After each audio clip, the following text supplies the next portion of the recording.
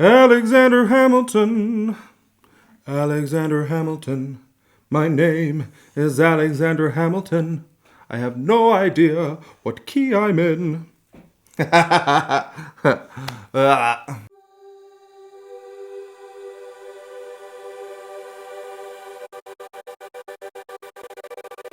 Hello, welcome back to my channel. My name is Sam Scott-Thorne and I am a vocal coach based in Glasgow. Now if you'd like to meet and explore your voice a little more, you can find me on sstvocals.com. You can also find me on Instagram, Twitter, Facebook and Patreon, and I'll put the handles down below and over there.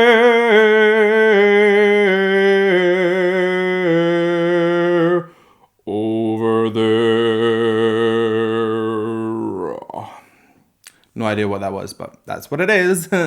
So if you'd like to consider becoming a patron, you have access to things like early release of reactions, you can fast track reactions, become a reaction, there's special roles on my Discord server, and you also have access to my Vocal Anatomy 101 videos where I will teach you how to use your voice in a more effective manner, so consider becoming a patron and help shape my channel. Now, the Hamilton saga.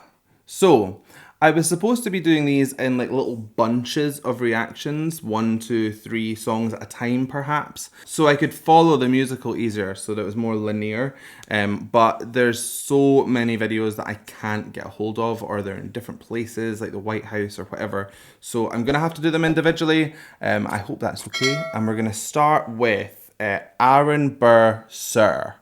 This is song 2. I've already listened to Alexander Hamilton, which is the opening track, and I've listened to the Schuyler Sisters. Oh yeah, he knows how to say it now. So let's just go and take a listen to this and see what we think. 1776. New York City. Pardon me, are you Aaron Burr, sir? That depends. Who's asking? Oh, well, sure. Sir, I'm Alexander Hamilton. I'm at your service, sir. I have been looking for you. I'm getting nervous. Okay, so the first thing that's jumping at is this is a very youthful sound that is coming from Lin-Manuel Miranda, I think is his name. The larynx is lifted very high. There's a little kind of backplay sound.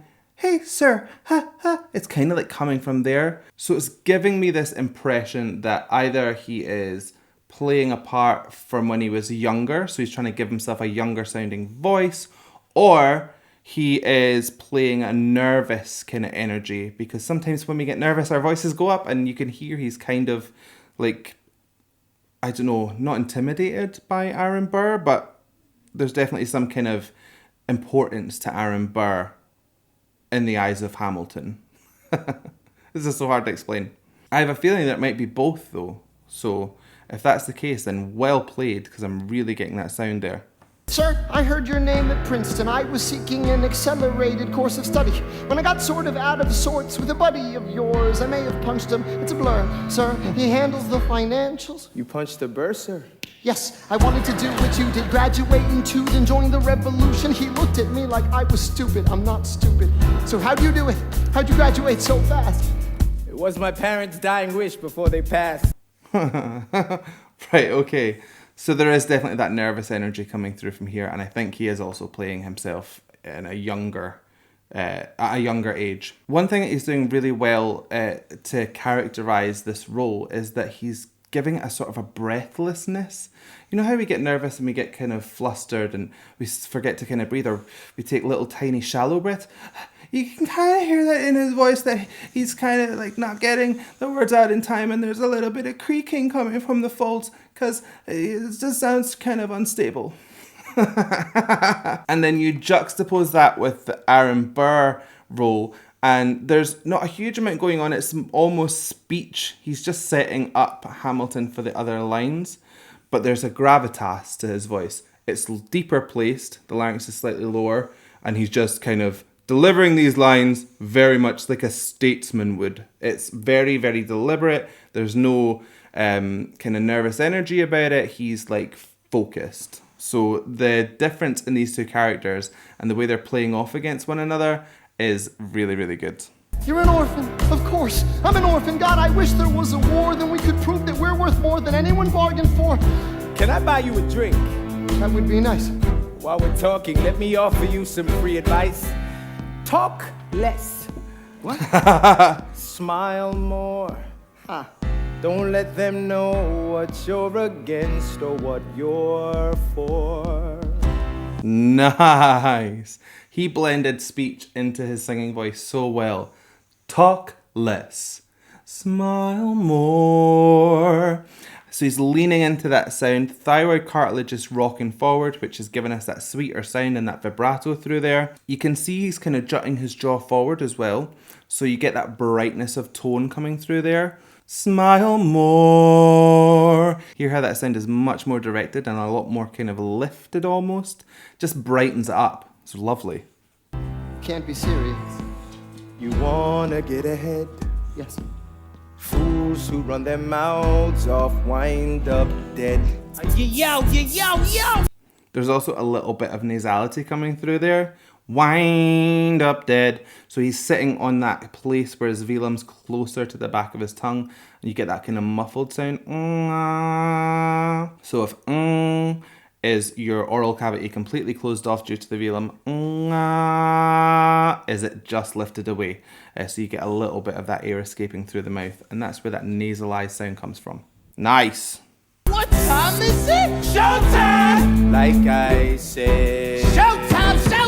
Yo, I'm John Lawrence in the place to be. And 2 pints of Sam Adams, but I'm working on 3. Those red coats don't want it with me, cause I will pop, chicka, these cops till I'm free. Okay, I really like this guy. So that's really twangy. So the epiglottis is coming into play and it's changing the shape of the vocal tract, which is making that sound much more pointed. Much brighter harmonics, so it's kind of, it rings out in the ear. It means he can project his voice without really thrashing at it. So you get really like bright sounds for not that much work, but it looks like loads of work. I like how he's adding in a bit of texture here, and he's also adding in these like little dynamic movements, that brah kind of thing where you like roll your tongue off the roof of your mouth.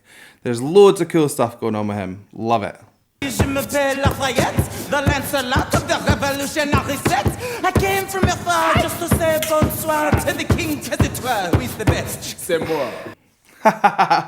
So this guy, again, it's got this rap element to it. I think there's going to be lots and lots of rap in Hamilton. The crowd say, duh. Because he's leaning heavily on his French accent, there is a lot of that nasal twang coming through. Like in there. So it all sounds like it's kind of swimming around in the back of his mask. And he's taking that nasal kind of sound, that muffled sound, and he's mixing it onto his cry, and like it sounds like a creak almost over some of these lines.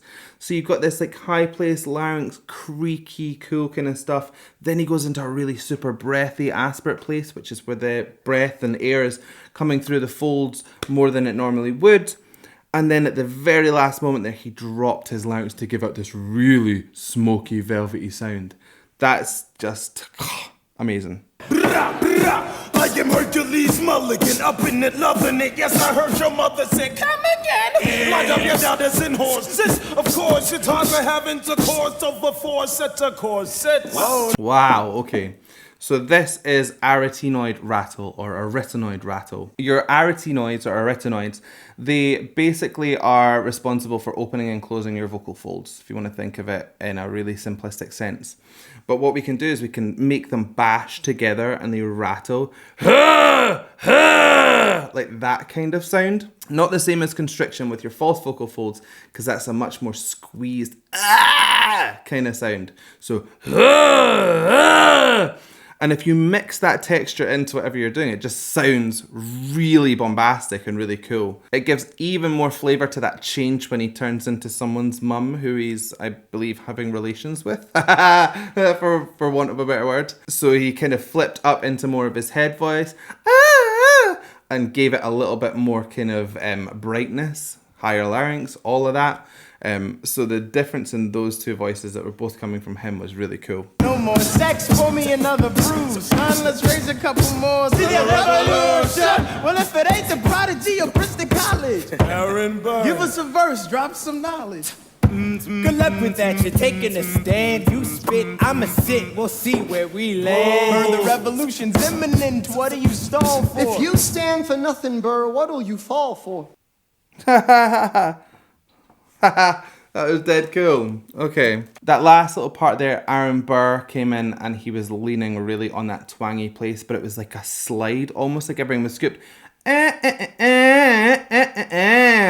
had that real kind of movement to it. Sounds really uncool when I do it because I'm just making that sound. But if you add that into like a dead cool rap, then you get that kind of sound. Hamilton coming in at the very end with that little tiny kind of almost like teenage sounding voice was really funny because it just kind of almost took the wind out of that song's sails. It was intended to, but just really, really, really good work from all of them. That was fun. Okay, I'm intrigued. So that was the second song of about 800 million in Hamilton. So let's keep going. Hopefully it won't be too long until the next one. I hope you liked that reaction. If you did, please give it a like and a thumbs up down below. And if you want to see more from me, hit subscribe, ring the bell, and anytime I have new content, you'll be the first to know. I nearly burped and then I stopped myself. Control. So I guess all that's left for me to say is thank you so much for joining me. And how are we going to buy this one? Let's do a retinoid rattle because we very rarely get to do that in real life. So I guess all that's left for me to say is thank you so much for joining me and bye! That was enormous. Bye! Bye!